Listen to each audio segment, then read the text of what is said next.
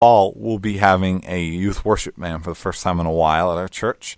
And we're going to try that when we pick songs, one thing I want to be very clear on is we're going to try to have not just happy-go-lucky songs. You know, when typically in youth worship, it's easy for it to just be all these songs about how happy I am and how much joy I have in every moment overflowing. When that's not the state of our teenagers. You know, the reality is that even some stats came out today that showed that our teenagers are sadder and more depressed than they've ever been, arguably. And that's okay. And the theology of the cross, it's okay to be sad. It's okay to hurt and be depressed. It's not something to be avoided or stay away from. And instead, something that we can embrace in God and trust in God through. And so we're going to try to find songs, good Christian songs in the past that glorify God through our pain and through our weakness, and put our trust in God through the pain. And, you know, children's ministries likewise. You have all the victorious living, which is theology of glory, lessons like David and Goliath. But you don't have a lot of suffering stuff. When I was leading the children's curriculum at my previous church, I wrote it and I tried to get us through the whole Bible. And when you do that, the fascinating thing is you can't avoid suffering. You can't avoid pain at all. You know, especially you get into some of the prophets. You get into Isaiah and Jeremiah's journey, especially Jeremiah at times. Ezekiel. You get into the Psalms and David's laments, and you see people that are hurting deeply. And you can't gloss over it. You have to talk about it. And you have to talk about how Christians are hurt by those who don't trust in Jesus. And I think we can't avoid this, but we have to prepare people to suffer. Otherwise, we'll just prepare them for a theology of glory. Yeah, you read the Psalms, and Hymn Book of Israel and Hymn Book of the Church, and there's a whole lot of suffering and calling out to the Lord in the midst of that. And it teaches us how to live and to think and feel in the middle of it. Now, how does the theology of the cross refocus our parenting? I think it helps to refocus us to look to be faithful and not to necessarily produce the most awesome, accomplished child who gets into the Ivy League and has a prominent job and is the best athlete and the best looking and, you know, the cutest clothes. And it helps us to look through the lens of the cross before glory. And so helping our kids to think, how can I make much of Jesus with how God has made me? And maybe that is by being and entering in some sort of respectable profession, but it's helping them to enter that with goals that are different than their colleagues, not just to make a bunch of money, to get a really nice house and then get a good spouse and have kids who can then go repeat the process. And so the focus is more on faithfulness than on, I guess, perceived fruitfulness and success in worldly terms. Yeah, I would agree with that. We don't raise them and through a theology of the cross to take the world by storm in the way that the theology of glory does. We don't raise them the American dream. So many Christian parents, back to what you said in that survey, the biggest focus is on success by this world standards. They want to be happy. Oh, exactly. Be happy and live the good life, you know. Everybody knows what the good life is, and we want our kids to live the good life more than we want them to live the godly life. But when we have a theology of the cross, we consider the godly life far more important than the good life. We consider it a far better reality, and not just something better, but something that's legitimately good and beautiful when our children grow up to work as a waiter at Denny's or change tires for a living, and they love Jesus and they do what they do for service to the Lord. Then if our child becomes president, CEO, whatever we might define as the good life, maybe an important investor, but doesn't make much of Jesus in their life.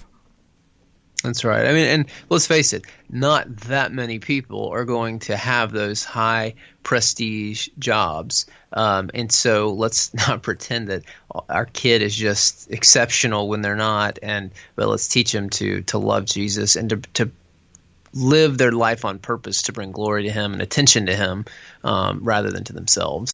Now, what impact will having a theology of the cross have on our young people when they have to settle for the ordinary rather than reaching the stars? That's right. Jump over the moon, reach the stars. You're I think it helps them to me rest. roar. They can rest in Christ and His merits for them and be satisfied with that without having to be famous. Like I've seen some research out there that's shown that kids these days, they would rather be famous than rich because of all the social media stuff and the ability to put yourself out there. There are more kids that said, I want to be famous than have lots of money. And so they can rest in that rather than having to be famous or rich or successful or however the world will define things. And they can be faithful and joyful in whatever God calls them to do, and know that the Lord is pleased.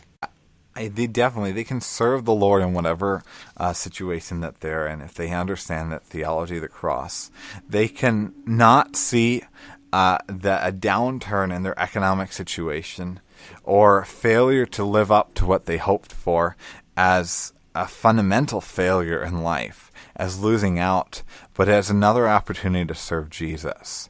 And they can enjoy serving Him whatever capacity that God would have them in. And I think that they will be able to see the lowliness that makes much of God as a gift. They will see their suffering not as just something to be avoided, but something that they can seek God through, and something that they can draw closer to God in, rather than something that is missing the mark, something that is failing to live up to what you should have lived up to. It's not a failure to suffer, then, if we have a theology of the cross, but there's beauty in suffering. How do we prepare them to rely on the wisdom of God, not a theology of glory, when they choose where to go to church or how to serve the Lord? Well, I think you help them to consider who God really is based on how He's revealed Himself and what He said in His Word. And so when they see that, they're not going to just look for the best show in town kind of church to provide, in quotes, the best for their kids, the best program, that kind of thing. They're instead looking for the Word and the gospel to be preached, and not just, be a better you, best life now kind of sermons and teaching. So they're going to hopefully see the church not just as some other thing on their schedule like ballet and ball practice and, those kinds of things, but instead they see the church as the family of God, and they're looking to serve and do things that aren't necessarily glamorous. And even if, I don't mean to knock large churches. I mean, my church is not small, but we're not gonna look and go, oh well, something must be happening because there's a lot of people there and they have cool facilities, and make the decision based on that. I mean, there are faithful churches that are large and God has blessed them, so I don't want to disparage God's work there, but just the tendency, humanly speaking, in our fallen, is we can look for something that looks big and impressive, and not be looking at it through the lens of what God has given us. And so I think that can be helpful to our kids as we help to shape that for them. I think so much of what's going to influence our kid is going to be what we talk about with them in that vein, too. We're going to talk about what happened in church most Sundays. We should, with our kids on the way home. And it's so easy to just talk about, I was so happy with that exciting and amazing song. That really got me pumped this Sunday. Or did you hear the sound quality today? It's just better than all the other churches. Did you hear that? Wasn't that such an eloquent preacher? I think that's a theology of the glory on that focus. But instead, teaching them to approach church from a theology of the cross is going and having your conversation at church and how God that brought you to truly worship, and how God convicted you through the sermon, how there was that point in the sermon, something I wasn't expecting, and how important it was that the pastor drew that out of the passage, drew what the passage is saying, and how that showed you the sin that's in your heart, and how you're going to try to seek God more and more. And also, how you found a joy in the Lord through your pain in it. So being vulnerable and showing the beauty of these things that are of eternal significance rather than the things that are just exciting in a worship service when we talk about church on the way home. But I think further, we need to prepare them to really serve in that kind of capacity. So there's something that's prominent in a lot of churches, I think, that are buy into theology of glory, but not necessarily exclusively, and that's to have heavy focus on these spiritual gift inventories, these that questionnaires, and maybe there's some help in them, but it's common that people will take these questionnaires and surveys and say, my spiritual gift is doing this, that, or the other thing, and if they're asked to serve in one capacity, nope, that's not my gifting, that's not where I'm happy serving. It makes them into, that somebody who pursues glory, rather than the spiritual gifts were given for the edification of the church, for the humbling of the body to serve one another. I think we have to grow our children and our youth up in such a way that if they can't serve with a mop, they realize they can't serve where they're seen. So anyway, I was glad to have this conversation with you. And for listeners, it might seem like this is kind of an obscure topic. You don't really hear a lot about theology of glory and theology of the cross. But I think it's a really important thing to understand. And it's one of those worldview things that's going to shape how we look at our parenting, how we look at children and youth ministry, and how we look at the church. Thank you for joining us for this episode of the Theological Family Ministry Podcast.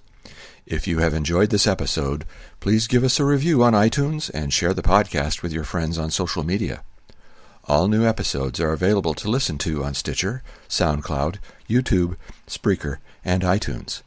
We hope you have a great week, and join us again every first and third Thursday.